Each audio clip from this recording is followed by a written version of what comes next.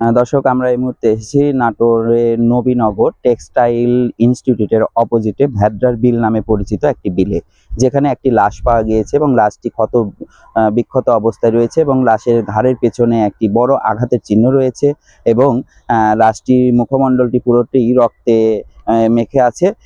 এখানে পুলিশ প্রশাসন এসেছে এবং ঘটনাটা কি অজ্ঞাতনামা এই লাশটি সম্পর্কে এখনো আমরা জানতে পারি নাই। আপনাদেরকে বিস্তারিত জানানোর জন্য চেষ্টা করছি।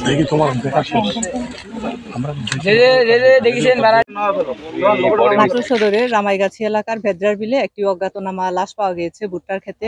আমরা প্রাথমিকভাবে এটির পরিচয় শনাক্ত করার চেষ্টা করছি, আর সেই সাথে সুরতহাল প্রস্তুত করছি। তার পরবর্তীতে আমরা লাশটা পোস্টমর্টমের জন্য প্রেরণ করব এবং মৃত্যুর প্রকৃত কারণ নির্ণয় করার চেষ্টা করব, আর আমাদের পরবর্তী আইনগত ব্যবস্থা প্রক্রিয়াধীন রয়েছে। প্রাথমিক অবস্থায় খুনি মনে হচ্ছে, কারণ যেহেতু মাথার পিছনে একটি আঘাত রয়েছে।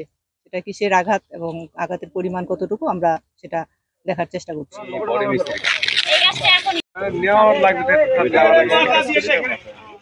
Abhijit Majumdar, Times today, Natore.